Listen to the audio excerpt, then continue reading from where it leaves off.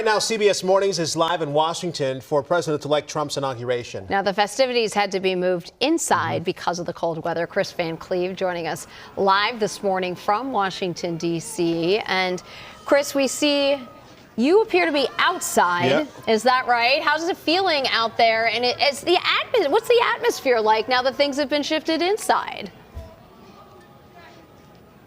Well, it's definitely cold.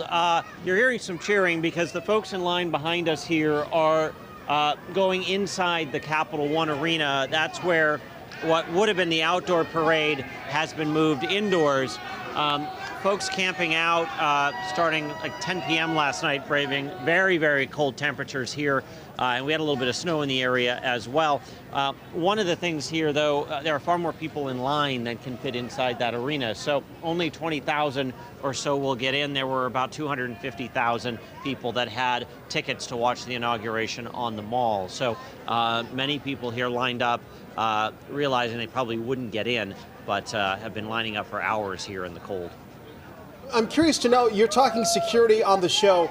How much have things changed now with the inauguration moving inside? Because you mentioned that stream of people who probably won't be able to get inside. Yeah, so it certainly kicked off a scramble to move to Plan B.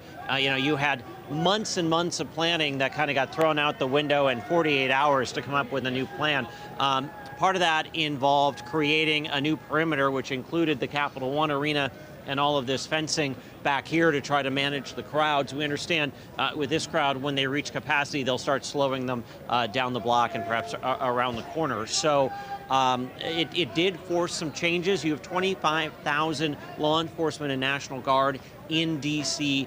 for the inauguration. Security remains very tight. And of course, they're also watching the areas outside of the secured perimeter, because now you have about 200,000 people that are likely in the district that came here to watch the inauguration and celebrate, who are going to go try to find somewhere to do just that.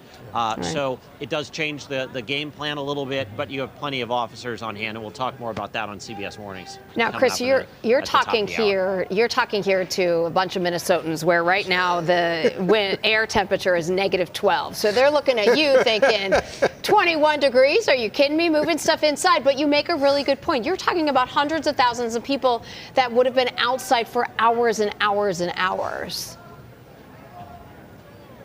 Right. The thought was, particularly with the potential of up to 4 inches of snow in the forecast, you would have 250,000 people potentially standing outside in fresh snow, air temperatures in the low 20s. There's wind that's going to make it feel like it's 10 to 14 degrees. There was concern about exposure, particularly people that may be older or not in the best of health. And then because everything is so locked down, how do you get first responders to them and get them out of that environment quickly? You just really can't. So that right. drove the decision to move things indoors, certainly. You think about it, it's a logistical nightmare when you're doing things like that on such the fly. Chris Van Cleve, we appreciate it. Stay warm out in Washington, D.C. today.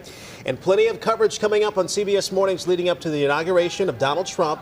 And, of course, stay tuned for special coverage later this morning.